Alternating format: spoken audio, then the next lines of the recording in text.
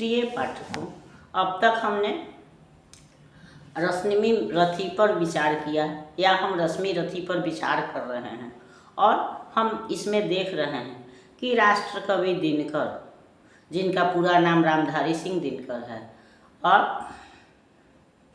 जो राष्ट्र कवि होने के साथ साथ एक प्रोफेसर भी हैं, प्राध्यापक भी हैं, सब रजिस्ट्रार भी रहे हैं, विभिन्न पदों को सुशोभित किया है और विभिन्न और कई महत्वपूर्ण कालजयी रचनाएं भी की हैं, जिनमें से रश्मि रथी भी एक है।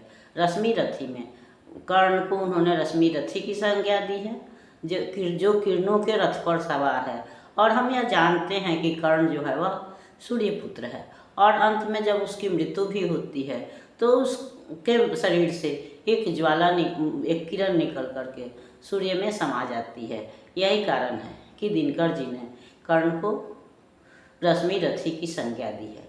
यहाँ हमको यह भी देखना है या हम यह देख रहे हैं कि दिनकर जी ने कर्ण के जीवन की महत्वपूर्ण घटनाओं को महाभारत से उद्धृत किया है और उन घटनाओं के माध्यम से ही उन्होंने संपूर्ण महाभारत को भी वर्णित कर दिया है और कर्ण के जीवन चरित्र को भी चित्रित किया है, उसके शौर्य को, वीरता को, उसके गुण को भी परिभाषित किया है।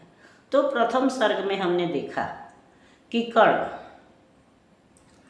का प्रवेश किशोरावस्था में होता है। उस समय उसका उम्र जो है वह किशोरावस्था में है। 15-17 की उम्र जो होती है, 12 से 15-17 तक की उम्र को हम किशोरावस्था कहते हैं। उसके बाद से 18 के बाद से 20 के बाद से बच्चे युवा उसकी श्रेणी में आ जाते हैं। तो किशोरावस्था का कर्ण, उसका दर्शन हमको हस्तिनापुर के रंगभूमि में होती है, जहाँ की कुरुवंश के सारे राजकुमार अपनी शिक्षा समाप्त करने के बाद अपने कलाओं का प्रदर्शन कर रहे हैं और सारी जनता जो है उन्हें देख करके मुग्ध हो रही है, उनका जय जयकार कर रही है। उसी समय कर्ण, जो कि इन सारी कलाओं में पारंगत है, किंतु वह सूतपुत्र है, इसलिए वह अभी तक तो दर्शकों की भीड़ में था, दर्शकों के साथ था। लेकिन जब अर्जुन के कला प्रदर्शन पर उसकी प्रशंसा होती है तो यह कर्ण के लिए असह्य हो जाता है। और यह हम भी जानते हैं, यह मानव मन की कमजोरी है या जो भी है कि उसके अंदर जो भी गुण होता है वह छुपता नहीं है। और गाने वाले की भीड़ में कोई गायक चुप नहीं रह सकता है, नाचने वाले के भीड़ में कोई नर्तक शांत नहीं रह सकता है। तो उसी तरह से या हम ऐसे भी 2-4 लोग बात करते रहते हैं, अगर हमको जानकारी होती है तो हम बीच में बोल ही पड़ते हैं। तो वही स्थिति कर्ण की भी है कि जब अर्जुन की प्रशंसा हो रही है, अर्जुन अपनी कलाओं का प्रदर्शन कर रहा है, तो ऐसी स्थिति में कर्ण से भी रुका नहीं जाता है और वह बोल पड़ता है कि मैं इससे भी अच्छी कलाएं सिखला सकता हूँ। जितना अर्जुन ने दिखाया इन सारी कलाओं का प्रदर्शन तो मैं भी कर सकता हूँ और चाहो तो 1-2 और नई कलाएं भी सिखला सकता हूँ। और जब कर्ण रंगभूमि में उपस्थित होता है तो उसके ललाट की चमक, जो वह चूँकि कर्ण सूर्य का पुत्र है, इसलिए उसके अंदर ओज और शौर्य तो अपने आप, सूर्य का तेज जो है उसके अंदर स्वयं समाहित है और कवच कुंडल से भूषित भी है।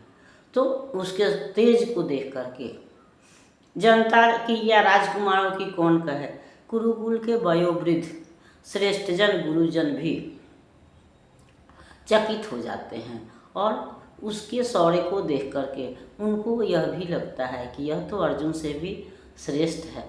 तो इसको रोकना भी उनके लिए आवश्यक लगता है, क्योंकि हम भी जानते हैं कि कोई भी जो बड़े लोग हैं, अभिजात्य वर्ग है, वह किसी दलित को ऊपर उठते हुए नहीं देखना चाहता। तो यह तो सब जानते हैं कि कर्ण जो है वह सारथी अधिरथ, जो कुरुवंश का सारथी है, उसका पुत्र है। तो उसके अंदर इन गुणों का होना, इन गुणों से विभूषित होना उनके लिए असह्य हो जाता है और कर्ण जब अर्जुन को चुनौती देता है तो कृपाचार्य उसको चुप रहने का इशारा करते हुए कहते हैं कि तुम किस जाति वंश के हो, पहले ये बताओ। और अगर अर्जुन से लड़े बिना तुम्हारी योग्यता साबित नहीं होती है तो ऐसी स्थिति में तुम कोई राज्य अर्जित करो। और उसका यह तिरस्कार या अपमान दुर्योधन को असह्य हो जाता है और वह कह उठता है कि वीरता की कोई जाति नहीं होती है, नदियों की कोई जाति नहीं होती है, सूर्य का कोई हवा और हवा पानी का कोई जाति नहीं होती है। लेकिन फिर भी अगर बिना राज्य के इसको वीरता का अधिकार नहीं है तो मैं इसको अंग देश का राजा नियुक्त करता हूँ, अंग देश का राज्य इसको देता हूँ। यह कहते हुए अपना वह मुकुट जो है वह कर्ण के सर पे सजा देता है और तब कर्ण भाव विगलित होकर, भाव विह्वल होकर के अभिनंदन के लिए झुक जाता है। और तब जनता जो वीरता पूजन की अभिलाषी होती है, वीरों का आदर करती है, गुण का आदर करती है, वह कर्ण को अंगेश की संज्ञा से विभूषित करता है, क्योंकि दुर्योधन ने उसको अंगदेश का राज्य दिया था और अंग जो है वह आज का भागलपुर है। तो और जनता जब कर्ण को अंगेश कहती है तो भीम को तीखा लगता है या उसको बर्दाश्त नहीं होता है और वह कहता है कि जो आज तक घोड़ों की देखभाल करता रहा, सारथी रथ का चालक होता है और घोड़ों की देखभाल करता है, तो यह भी बात है कि हमारा जो पैतृक गुण है, पैतृक जो कार्य है वह हम अपने आप सीख लेते हैं या अपने माता पिता का सहयोग देते हुए वह कार्य करते ही हैं। तो भीम उसकी ओर इंगित करते हुए कहता है उसी ओर कि आज तक तो यह घोड़ों की देखभाल करता रहा, यह राज्य कैसे संभाल सकेगा। और तब प्रत्युत्तर में दुर्योधन कहता है कि जाति गुण जो है वह किसी जाति पर निर्भर नहीं करती, जन्म पर निर्भर नहीं करती। अगर जन्म से ही गुण आता है तो फिर तुम अपने जन्म का रहस्य अगर मालूम है तो बताओ। और उसके इस प्रश्न से कृपाचार्य को लगता है कि अब यह आपसी कलह का रूप ले लेगा या यह प्रश्न अंतःपुर की ओर जाएगा, इसलिए वह इस सभा को ही विसर्जित कर देते हैं। और ऐसे भी शाम हो गई है तो वो कहते हैं कि अब शाम हो गई है, इसलिए यह प्रतियोगिता समाप्त की जाती है और अब सब लोग अपने अपने घरों की ओर प्रस्थान करें। और इस तरह से सारे लोग घर की ओर प्रस्थान करते हैं। कोई अर्जुन का गुणगान करता है, कोई कर्ण का गुणगान करता है और सब अपने अपने घरों की ओर प्रस्थान करते हैं। दुर्योधन और कर्ण एक साथ चलते हैं, लेकिन इसमें दो लोग जो हैं वह ज़्यादा दुखी हैं या ज़्यादा चिंतित हैं। एक तो गुरु द्रोण हैं, जिनको लगता है कि यह अर्जुन का दूसरा प्रतिद्वंदी कैसे आ गया, क्योंकि उनकी इच्छा थी कि अर्जुन से बड़ा धनुर्धर उस युग में दूसरा कोई नहीं हो। और यही कारण था कि उन्होंने एकलव्य से उसके अंगूठे का दान मांग लिया था, जबकि एकलव्य को उन्होंने शिक्षा नहीं दी थी या शिक्षा देने से इनकार कर दिया था। लेकिन एकलव्य ने उनकी मूर्ति बनाकर और स्वाध्याय के बल पर, अभ्यास के बल पर योग्यता हासिल की थी और फिर भी उसके वीरता के लक्षण को देखकर, उसके धनुर्विद्या से चमत्कृत होकर, लेकिन अर्जुन को श्रेष्ठ बनाने के लिए गुरु दक्षिणा में द्रोणाचार्य ने उससे अंगूठा ही मांग लिया था। लेकिन अब यह कर्ण यह कहाँ से उठाया, इसकी योग्यता से वो भ्रमित हैं और वह सोच रहे हैं कि इसको कुंठित करने के लिए, इसको दबाने के लिए मैं क्या उपाय करूँगा। और वो अर्जुन से कहते हैं कि मैं इसको अपना शिष्य तो नहीं ही बनाऊँगा, लेकिन तुम भी सावधान रहना, क्योंकि अगर यह इसी तरह बढ़ता गया तो एक दिन वह तुम्हारा काल साबित होगा। तो इस तरह से द्रोण भी चिंतित हैं और दूसरी तरफ माता कुंती हैं जो अपने पुत्र को पहचान लेती हैं, क्योंकि कवच और कुंडल के साथ कोई और पैदा ही नहीं हुआ था। तो सूर्य का तेज और कवच कुंडल देख करके माता कुंती जो है वह कर्ण को पहचान लेती हैं, लेकिन वह न तो उसका परिचय दे सकती हैं, न उसको सम्मान दिला सकती हैं, न उसको स्वीकार कर सकती हैं और न तिरस्कार से बचा सकती हैं। इसलिए वहाँ पर अपने को असह्य महसूस महसूस करते हुए असहज महसूस करती हैं और सोचती हैं कि मैं यहाँ पर अपने को वह सहज नहीं बना पाती, और दुखी मन से, चूँकि वहाँ पर उनका कुछ चल नहीं पाता है, वह दुखी मन से राजभवन की ओर प्रस्थान करती हैं, जहाँ की राजभवन की और महिलाएं भी जा रही हैं। और इधर कर्ण और दुर्योधन एक साथ गले में हाथ डाले हुए अब घर की ओर प्रस्थान करते हैं। उनके साथ जनता भी है। और जब कर्ण के कवच कुंडल पर सूर्य की किरणें पड़ती हैं तो दोनों सोने के शैल शिखर यानी कि पर्वत की चोटी सोने के पर्वत की तरह दिखाई, यानी कि दोनों ही लंबे चौड़े सुगठित हैं। और सूर्यदेव का स्पर्श ऐसा लग रहा है, डूबते हुए सूर्य की लाल पीली किरणें उनके शरीर पर ऐसे सुशोभित हो रही हैं, लगता है जैसे सूर्यदेव अपने पुत्र को दुलार कर रहे हैं, उसको चूम रहे हैं और उसके उपलब्धि पर खुशी मना रहे हैं। आज उनको अपना समय सिद्ध अवसान का मतलब सूर्यास्त अस्त होना है या धीरे धीरे नीचे की ओर जाना, डूबना है।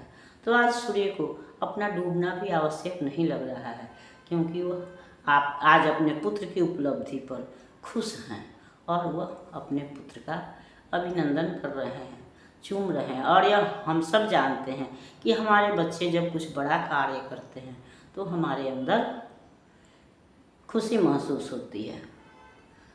तो प्रथम सर्ग में यहाँ पर कर्ण का किशोरावस्था दिखाई पड़ रहा है, और दूसरे सर्ग में हम देखेंगे कि किस तरह से कर्ण द्रोणाचार्य तो उसको कि वह शिष्य स्वीकार नहीं करते हैं, उसको शिक्षा देने से इनकार कर देते हैं, और तब वह अपनी जाति छुपा करके परशुराम से धनुर्विद्या या और शिक्षा लेता है।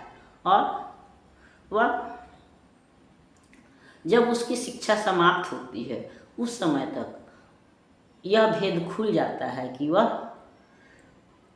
ब्राह्मण नहीं है। ये परशुराम जो है वह केवल ब्राह्मणों को ही शिक्षा देते थे, वे राजपूत या क्षत्रियों के दुश्मन थे। तो इसलिए जब उनको कर्ण की सहन शक्ति, जो कीड़ा काटने के बाद से भी कर्ण गुरु को के जगने के डर से अपना पैर नहीं हिलाता है, और उसके खून की धार से जब गुरु की नींद खुलती है तो उनको लगता है कि इतना सहन शक्ति जो है वह ब्राह्मण में नहीं होता, बल्कि यह जरूर कोई क्षत्रिय है। और तब उनको लगता है कि मेरे साथ छल किया गया है, और वो क्रोधित हो जाते हैं। और तब कर्ण से यह प्रश्न करते हैं कि तुम कौन हो, बताओ कि मेरे अंदर क्रोध की ज्वाला जो है धधक रही है। और कर्ण जब बताता है कि वह सूतपुत्र राधे कर्ण है, तो वह कुछ करुणा विगलित होते हैं, खुश भी होते हैं कि यही अर्जुन का प्रतिद्वंदी है, लेकिन उसने उनके साथ छल किया था, इसलिए उसको यह शाप भी देते हैं। चूँकि वो ब्राह्मणों के सिवा किसी को शिक्षा नहीं देते थे और उनके साथ धोखा हुआ था, इसलिए वह यह कहते हैं कि मैं तुमको ज़्यादा तो दंड नहीं दे सकता, क्योंकि मैंने तुमको पुत्रवत प्यार किया है और अपना सारा गुण तुम्हारे अंदर डाल दिया है, लेकिन चूँकि तुमने गलती की है इसलिए दंड दिए बिना भी नहीं रह सकता। इसलिए बस एकमात्र जो मैंने तुम्हें ब्रह्मास्त्र सिखाया है वो समय पर तुमको याद नहीं रहेगा, और परशुराम का यह अभिशाप जो है वह उसकी मृत्यु का कारण बनता है। तो इस पर हम अगली श्रृंखला में विचार करेंगे। तब तक यह श्रृंखला आपको पसंद आती है तो लाइक कीजिए, सब्सक्राइब कीजिए। मिलते हैं अगली श्रृंखला में, तब तक के लिए धन्यवाद।